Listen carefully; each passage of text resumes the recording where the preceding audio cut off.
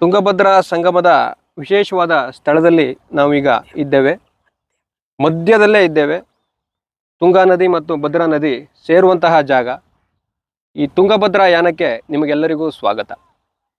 ತುಂಗಭದ್ರಾ ಯಾನದ ಈ ಸಂಚಿಕೆ ಕೂಡಲಿಯಲ್ಲಿ ಸಂಪನ್ನವಾಗ್ತಾ ಇದೆ. ಈ ಕಡೆಯಿಂದ ಭದ್ರಾ ನದಿ, ಭದ್ರಾವತಿಯ ಕಡೆಯಿಂದ ಭದ್ರಾ ನದಿ ಬರ್ತಾ ಇದೆ. ಇವರು ಒಬ್ರು ನಮ್ಮ ತೆಪ್ಪ ನಡೆಸೋರು ಹೇಳ್ತಾರೆ, ನೀವು ಹೇಳಿ ಸರ್. ಪೂರ್ವಕ್ಕೆ ಭದ್ರಾ ನದಿ ಬರುತ್ತೆ, ಪಶ್ಚಿಮಕ್ಕೆ ತುಂಗಾ ನದಿ ಬರುತ್ತೆ. ಇಲ್ಲಿ ತುಂಗಾ ನದಿಗೆ ಶಿವ ಸ್ವರೂಪ ಅಂತಾರೆ, ಭದ್ರಾ ನದಿಗೆ ನಾರಾಯಣ ವಿಷ್ಣು ಸ್ವರೂಪ ಅಂತಾರೆ. ಆಮೇಲೆ ಇಲ್ಲಿ ಸಂಗಮೇಶ್ವರ ಕೊಳ ಇದೆ, ಆಮೇಲೆ ವಿಷ್ಣುಪಾದ ಶಿವಪಾದ ಇದೆ. ಸಂಗಮದ ದೇವಸ್ಥಾನ ಮುಂಭಾಗದಲ್ಲಿ ವಿಷ್ಣುಪಾದ ಶಿವಪಾದ ಇದೆ. ಆಮೇಲೆ ಇಲ್ಲಿ ಈ ಮಧ್ಯಭಾಗದಲ್ಲಿ ಲಿಂಗಗಳಿದ್ದಾವೆ, ಶಿವಲಿಂಗಗಳು ಇಲ್ಲಿ ಇದಾವೆ. ನಾನು ಮುಟ್ಟಿ ನೋಡಿದೆ ಕೆಲವು ಕಡೆ. ಇಲ್ಲಿ ನೋಡಿ, ಆಂಜನೇಯ ಮತ್ತು ಈಶ್ವರ ಲಿಂಗ ಇದೆ. ಲಕ್ಷ್ಮಣ, ಸೀತಾದೇವಿ. ಇಲ್ಲಿ ಸೀತಾದೇವಿ ಇದೆ ನೋಡ್ರಿ.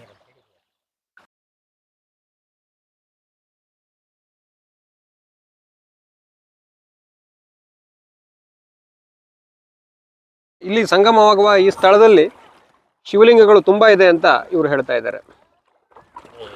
ನಾವು ಈಗ ಇರ್ತಕ್ಕಂಥ ಜಾಗ ಕರೆಕ್ಟ್ ಸಂಗಮ ಆಗ್ತಕ್ಕಂಥ ಸ್ಥಳ.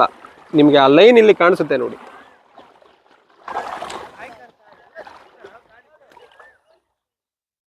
ಕುದುರೆಮುಖದ ವರಹ ಪರ್ವತ ಎಂಬ ಜಾಗದಲ್ಲಿ ತುಂಗಾ ಭದ್ರಾ ಎರಡೂ ನದಿಗಳು ಉಗಮವಾಗ್ತವೆ. ಗಂಗಾ ಮೂಲ ಅಂತಲೂ ಆ ಸ್ಥಳಕ್ಕೆ ಕರೀತಾರೆ.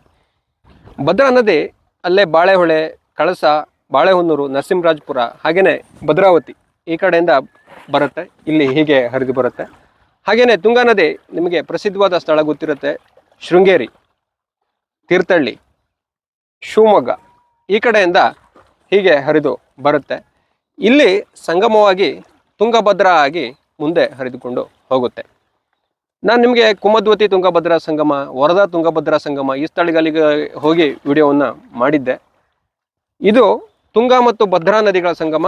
ಇಲ್ಲಿಂದನೇ ತುಂಗಭದ್ರಾ ನದಿ ಆರಂಭ ಆಗೋದು. ಇದು ನೋಡಿ, ಪುರಾತನ ಕಾಲದ ರಾಮೇಶ್ವರ ದೇವಸ್ಥಾನ ತುಂಗಭದ್ರಾ ಸಂಗಮ ಸ್ಥಾನದಲ್ಲಿ ಇದೆ. ಇದು ತುಂಗಾ ನದಿ, ಇಲ್ಲಿ ಮಧ್ಯದಲ್ಲಿ ಸಂಗಮ ಸ್ಥಾನ.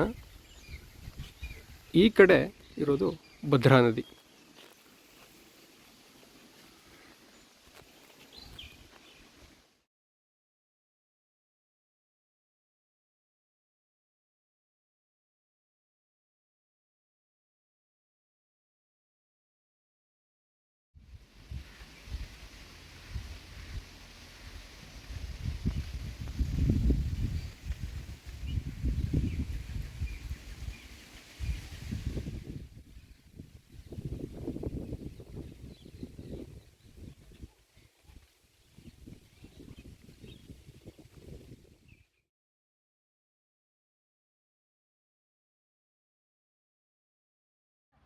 ಈಗ ಕಾಲಭೈರವ ಎಂಬ ಈ ಕಡೆ ಪಕ್ಕದಲ್ಲಿ ಭದ್ರಾ ನದಿ ಬರುತ್ತಲ್ಲ, ಭದ್ರಾ ನದಿ ಪಕ್ಕದಲ್ಲಿ ಪೂರ್ವಕ್ಕೆ ಕಾಲಭೈರವ, ಅಷ್ಟದಿಕ್ಕರು, 8 ದಿಕ್ಪಾಲಕರಿದ್ದಾರೆ. ಆಮೇಲೆ ಆ ಬೆಟ್ಟಕ್ಕೆ ಹೆಸರು ಹಿಂದೆ ಯಮಳಾಪುರಿ, ಸಂಜೀವಿನಿ ಗುಡ್ಡ, ಧ್ರುವತಾರೆ ಬೆಟ್ಟ ಅಂತ ಪುರಾಣ ಕಥೆಯಲ್ಲಿ, ಪುರಾಣ ಪುಸ್ತಕಗಳೆಲ್ಲ ಇದೆ. ಆಮೇಲೆ ಇಲ್ಲಿ ಶಾರದಾದೇವಿ ಮೂಲ ಸ್ಥಾನ ಶೃಂಗೇರಿ. ಶಾರದಾದೇವಿ ಶಂಕರಾಚಾರ್ಯರು 4 ಕಡೆ ಸ್ಥಾಪನೆ ಮಾಡಿದ್ದಾರೆ. ಇದು ಒಂದು ಕಡೆ. ಇಲ್ಲಿಂದ ಕರ್ಕೊಂಡು ಬರುವಾಗ ಅಮ್ಮನವರು ಭಾಷೆ ತಗೊಂಡಿದ್ರಂತೆ. ಈ ಜಾಗದಲ್ಲಿ ಅಮ್ಮನವರು ನೆಲೆ ನಿಂತ್ಬಿಟ್ಟಿದ್ದಾರೆ. ಆಮೇಲೆ ಶೃಂಗೇರಿಗೆ ಮತ್ತೆ ಶಂಕರಾಚಾರ್ಯರು ಮತ್ತೆ ತಪಸ್ ಮಾಡಿ ಮತ್ತೆ ಅಮ್ಮನವ್ರನ್ನ ಕರ್ಕೊಂಡೋಗಿ ಶೃಂಗೇರಿಗೆ ಸ್ಥಾಪನೆ ಮಾಡಿದ್ದಾರೆ. ಶೃಂಗೇರಿಗೆ ಇಲ್ಲಿ ಹೇಳೋ ಪುರಾಣ ಕಥೆಯಲ್ಲಿ ಹಿಂದಿನ ಪ್ರಕಾರವಾಗಿ ನವರಾತ್ರಿಯಲ್ಲಿ 12 ದಿವಸ ಮಾತ್ರ ಅಲ್ಲಿರ್ತಾರೆ. ಇಲ್ಲಿ ಯಾವಾಗಲೂ ಈ ಕ್ಷೇತ್ರದಲ್ಲೇ ಇರ್ತಾರೆ ಅಂತ ಪುರಾಣ ಕಥೆಗಳು ಹಿಂದಿನ ಹಿರಿಯರು ಹೇಳ್ತಾರೆ. ಆಮೇಲೆ ಕಾಶಿಕ್ಕಿಂತನೂ ಈ ಕ್ಷೇತ್ರ ಒಂದು ಗುಲ್ಗಂಜಿ ಅಂತ ಪುರಾಣ ಕಥೆಗಳಲ್ಲೆಲ್ಲ ಹೇಳ್ತಾರೆ, ಈ ತುಂಗಭದ್ರಾ ಸ್ಥಾನ. ಆಮೇಲೆ ಇಲ್ಲಿ ಸಂಗಮೇಶ್ವರ ಮೂಲದೇವರು ಈ ಕ್ಷೇತ್ರಕ್ಕೆ ನದಿ ಹತ್ರ ಇರುವಾಗ ಸಂಗಮೇಶ್ವರ ಎದುರುಗಡೆ ಶಿವಪಾದ, ನಂದಿಪಾದ ಅಂತ 2 ಪಾದಗಳು ದೇವನ ದೇವತರ ಹಿಂದೆ ಒಂದು ದಿವಸ ಇಲ್ಲಿ ಋಷಿಮುನಿಗಳು ಜಪ ತಪ ಹೋಮ ಹವನ ನಡೆಸ್ತಾ ಇದ್ರಂತೆ. ಹಿಂದೆ ಭಗವಂತ ವಿಷ್ಣುದೇವ ಇಲ್ಲಿ ಏನು ಮಾಡ್ತಿದ್ದಾರೆ ನೋಡೋಣ ಅಂತ ಬಂದಾಗ ಇಲ್ಲಿ ಪೂಜೆ ಹೋಮ ಹವನಗಳೆಲ್ಲ ನಡೀತಿರೋದ್ರಿಂದ ಈ ಜಾಗದಲ್ಲಿ ಪಾದನ ಬಿಟ್ಟು ಇಲ್ಲಿ ಬಂದಂಥ ಭಕ್ತಾದಿಗಳಿಗೆ ಸಂಗಮ ಸ್ನಾನ ಮಾಡಿ ಹೋಗಿ ಇಲ್ಲಿ ಯಾವುದರ ಒಂದು ದೇವಸ್ಥಾನದಲ್ಲಿ ಒಂದು ಪೂಜೆ ಮಾಡಿಸ್ಕೊಂಡು ಹೋದರೆ ಪಾಪ ಪರಿಹಾರ ಆಗಲಿ ಅಂತಂದು ತುಂಗಾಭದ್ರಾ ನದಿ ಮತ್ತು ಸಂಗಮೇಶ್ವರ ಇಲ್ಲಿ ಇರೋದರಿಂದ ಒಂದು ಕ್ಷೇತ್ರದ ಮಹಿಮೆ ಭಾಳ ಇದೆ. ಈ ಕ್ಷೇತ್ರದ್ದು ಇದು ಒಂದು ಮಾಯಾವಿ ಜಾಗ. ಇಲ್ಲಿ ಕ್ಷೇತ್ರದಲ್ಲಿ ಬಂದರೆ ಸ್ನಾನ ಮಾಡಬೇಕಾದ್ರೆ ಗುರುವು ಈ ಭೈರವನ ಸ್ಫಟನೆ ಮಾಡಬೇಕು.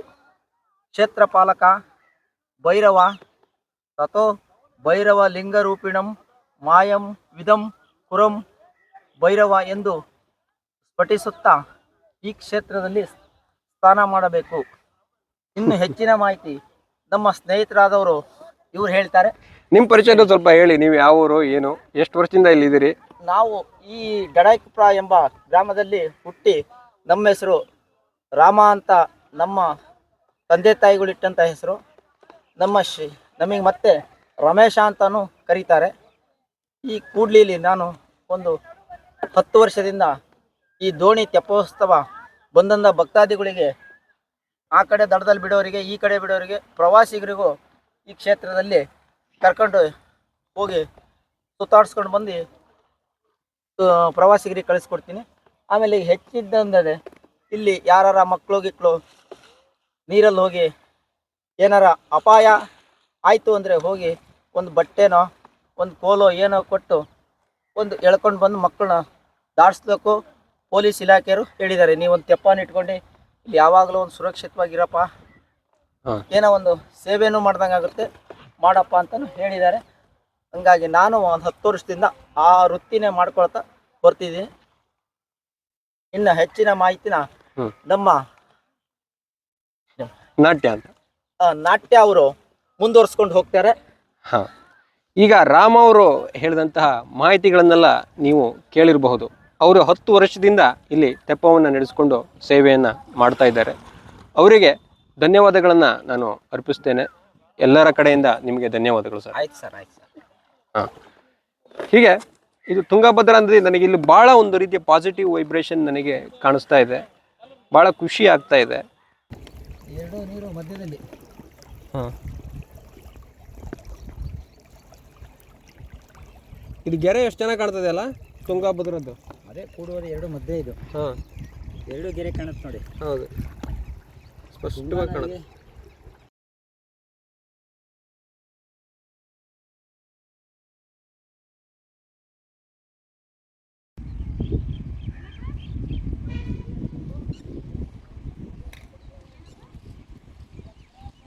ಕ್ಷೇತ್ರದಲ್ಲಿ ಸಂಗಮೇಶ್ವರ ಅಂತ ಈಶ್ವರ ಈ ಜಾಗದಲ್ಲಿ ಇತ್ಲ ಕಡೆಯಿಂದ ಪೂರ್ವಕ್ಕೆ ತುಂಗಭದ್ರಾ ನದಿ ಬರುತ್ತೆ, ಪಶ್ಚಿಮಕ್ಕೆ ತುಂಗಾ ನದಿ ಬರುತ್ತೆ. ತುಂಗಾ ನದಿಗೆ ಶಿವ ಸ್ವರೂಪ ಅಂತ ಹೇಳ್ತಾರೆ, ಭದ್ರಾ ನದಿಗೆ ವಿಷ್ಣು ಸ್ವರೂಪ ವಿಷ್ಣು ನಾರಾಯಣ ಸ್ವರೂಪ ಅಂತ ಹೇಳ್ತಾರೆ.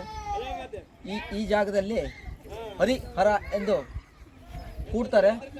ಕೂಡೋದ್ರಿಂದ ಈ ಜಾಗದಲ್ಲಿ ಹರಿಹರ ಆಮೇಲೆ ವಿಷ್ಣುಪಾದ ಶಿವಪಾದ ಎರಡಿದೆ. ಈ ಭಾಗದಲ್ಲಿ ಇದೆ ಪಾದ ನೋಡಿ, ವಿಷ್ಣುಪಾದ ಶಿವಪಾದ.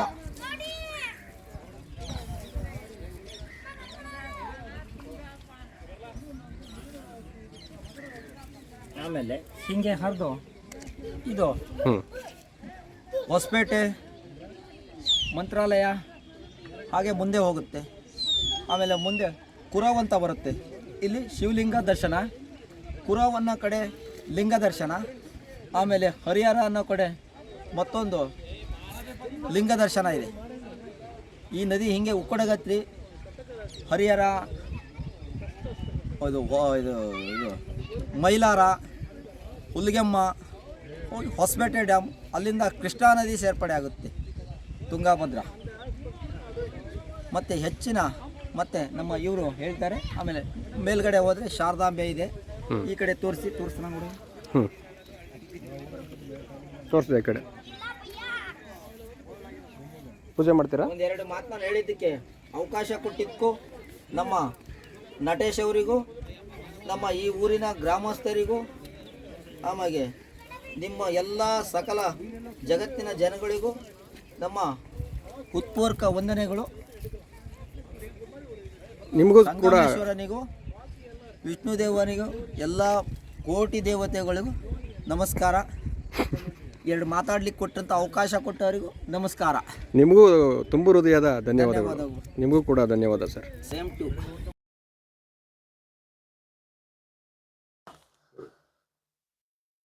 ರಾಮ್ ಅವರೇ, ಇದ್ರ ಬಗ್ಗೆ, ಈ ದೇವಸ್ಥಾನದ ಬಗ್ಗೆ ತಿಳಿಸ್ಕೊಡಿ. ನಾವು ಇದೇ ಗ್ರಾಮದವರು. ನನ್ನ ಹೆಸರು ರಾಮು ಅಂತ, ಮತ್ತು ರಮೇಶ್ ಅಂತ. ಈ ಕ್ಷೇತ್ರದಲ್ಲಿ ಕಾಲಭೈರವ ಅಷ್ಟದಿಕ್ಪಾಲಕರಾಗಿ ಈ ಕ್ಷೇತ್ರನ ಕಾವಲುಗಾರರಾಗಿದ್ದಾರೆ. ಈ ಕಾಲಭೈರವ ಬೆಟ್ಟ ಅಂತ ಹೇಳ್ತಾರೆ. ಆಮೇಲೆ ಈ ಸ್ಥಳದ ಹೆಸರು ಯಮಳಾಪುರಿ, ಸಂಜೀವಿನಿ ಗುಡ್ಡ ಮತ್ತು ಧ್ರುವತಾರೆ ಬೆಟ್ಟ ಅಂತ ಹಿಂದಿನ ಪುರಾಣ ಕಥೆಗಳಲ್ಲಿ, ಪುಸ್ತಕಗಳಲ್ಲಿ ಇದೆ ದಾಖಲೆ. ಆಮೇಲೆ ಈ ಕ್ಷೇತ್ರದ ಮತ್ತೆ ವಿಸ್ತರಣೆ ದಾವಣಗೆರೆ, ಹೀಗೆ ಬೆಂಗಳೂರು ಕ್ಷೇತ್ರದ ವಿಸ್ತರಣೆ ಭಾಳ ದೂರ ಇದೆ. ಆಮೇಲೆ ಹೀಗೆ ಬಂದರೆ ಮುಂದೆ ಇಲ್ಲಿ ಕಾಲಭೈರವರ ಪಾದ ಇದೆ ಈ ಭಾಗದಲ್ಲಿ. ಆಮೇಲೆ ಈಗಾಗಲೇ ಕೆಲವು ವಿಚಾರವನ್ನು ತಿಳಿಸ್ಕೊಟ್ರಿ. ಈಗ ಇನ್ನೂ ಉಳಿದ ವಿಚಾರಗಳನ್ನ ಹೇಳಿ. ನನಗೇನು ಇಲ್ಲಪ್ಪ, ಒಂದು 150-200 ಎಕರೆ ಭೈರವ ಒಂದು ಬೆಟ್ಟ ಅಂತ ಅವ್ರಿಗಂತ ಒಂದು 150-200 ಎಕರೆ ಅವ್ರದ್ದು ಜಾಗ ಇದೆ, ಅವ್ರದ್ದೇ. ಆಮೇಲೆ ಸಣ್ಣದಾಗಿ ಸಣ್ಣ ಪುಟ್ಟ ಜನರಿಗೆ ಕೂಲಿ ಹಲ ಮಾಡೋರು, ಜಾಗ ಇಲ್ದವರು ಅದರಲ್ಲೇ ಸ್ವಲ್ಪ ಜಾಗ ಕಟ್ಕೊಳ್ತಿದ್ದಾರೆ. ಭೈರವ ಏನು ಬೇಡ ಅಂತ ಇಲ್ಲ. ಹಾಗಾಗಿ ಇನ್ನು ಉಳಿದಿದ್ದು ಕಾಳಮ್ಮ ದೇವಸ್ಥಾನ ಇದೆ ಕೆಳಭಾಗದಲ್ಲಿ. ಅದು ಈ ಕಾಲಭೈರವನಿಗೆ ಕಾವಲುಗಾರರು ಕಾಳಮ್ಮ ಅಂದರೆ. ಈ ಗುಡ್ಡದಲ್ಲಿದ್ದಾರೆ ಕಾಳಮ್ಮ ಅಜ್ಜಿ. ಗುಡ್ಡದಲ್ಲೇ ದೇವಸ್ಥಾನ ಯಾಕೆ ಮಾಡಿದ್ದಾರೆ? ಸುಮಾರು ಗುಡ್ಡದಲ್ಲೇ ಮಾಡಿದ್ದಾರೆ ಅನ್ನಲಿಕ್ಕೆ ಹಿಂದೆ ಕತೆಗಳು, ಯಮಳಾಪುರಿ ಕತೆ ಅನ್ನೋದಕ್ಕಿಂತ ಹಿಂದೆ ಈ ಸಂಗಮೇಶ್ವರ ದೇವಸ್ಥಾನ ಇದೆಯಲ್ಲ, ಆ ಭಾಗದಲ್ಲಿ ಒಂದು ಏನೋ 5 ಜನ ಮುತ್ತೈದೆಯರು ಅಂತಂದು 5 ಜನ ಪಡ್ಲಿಗಿನೋ 5 ಜನನೋ ಇದನ್ನು ಕೊಡ್ತಾರೆ. ಅದು ಮುಡಿನ ಏನೋ ಅಂತ ಹೇಳ್ತಾರಪ್ಪ, ಅದನ್ನು ಉಡಿ ಅಂತ ಕೊಡ್ತಾರೆ. 5 ಜನಗಳಿಗೆ ಕೊಟ್ಟಾಗ ಆಮೇಲೆ ಒಂದು ಇಲ್ದಂಗೆ ಆಯಿತು ಅಂತ ಹೇಳ್ತಾರೆ. ಆಮ್ಯಾಗ ಭೈರವರು ಸಿಟ್ಟು ಮಾಡ್ಕೊಂಡು ನಿಮ್ಮ ಇದೇ ಬೇಡಪ್ಪ, ನಾನು ಗುಡ್ಡಕ್ಕೆ ಹೋಗ್ಬಿಡ್ತೀನಿ ಅಂತ ಅವರು ಗುಡ್ಡ ಕಾಡುವಾಸಿಗಳೇ ಅವರು ಜಾಸ್ತಿ ಭೈರವರು. ಹಾಗಾಗಿ ಈ ಗುಡ್ಡ ಬೆಟ್ಟಕ್ಕೆ ಬಂದು ಅವರು ಇಲ್ಲಿ ನೆಲೆಸಿದ್ರು. ಹಾಗಾಗಿ ಇಲ್ಲೇ ನೆಲೆಸಿರೋದ್ರಿಂದ ಆ ಪರಮಾತ್ಮ ನಮಗೆ ಒಂದು ಎಲ್ಲದನ್ನು ಕೊಟ್ಟು ಐಶ್ವರ್ಯ, ಆರೋಗ್ಯ ಎಲ್ಲದನ್ನು ಕೊಟ್ಟು ನಡೆಸ್ತಿದ್ದಾನೆ. ಬಂದಂಥ ಭಕ್ತಾದಿಗಳಿಗೂ ಏನು ಅವ್ರು ಕೇಳ್ತಾರೆ ಅವರಿಗೆಲ್ಲ ಕೊಡ್ತಿದ್ದಾನೆ. ಧನ್ಯವಾದಗಳು. ಆಯ್ತು. ನನ್ನ ಅವ್ರ ಹೆಸರು ನಾಟ್ಯ. ನಾಟ್ಯ ಅವರಿಗೂ 2 ಮಾತಾಡ್ಲಿಕ್ಕೆ ಅವಕಾಶ ಕೊಟ್ಟಂತ ನಮ್ಮ ಉತ್ಪೂರ್ವಕವಾದ ನಮಸ್ಕಾರಗಳು. ಆಮೇಲೆ ಕಾಲಭೈರವರಿಗೂ ಕೋಟಿ ನಮಸ್ಕಾರಗಳು. ತುಂಬಾ ಧನ್ಯವಾದಗಳು. ಆಯ್ತು ಸರ್.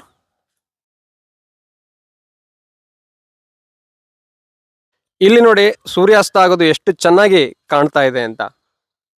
ಇಲ್ಲೇ ಹೊಳೆಹೊನ್ನೂರಿನ ಅಲ್ಲಿ ಇರ್ತಕ್ಕಂತಹ ಈ ಬೆಟ್ಟದ ಮೇಲೆ ನಾವು ಇದ್ದೇವೆ. ಆ ಕ್ಷೇತ್ರದ ಬಗ್ಗೆ ಅವರು ತಿಳಿಸ್ಕೊಟ್ರು, ರಾಮ ಅವರು.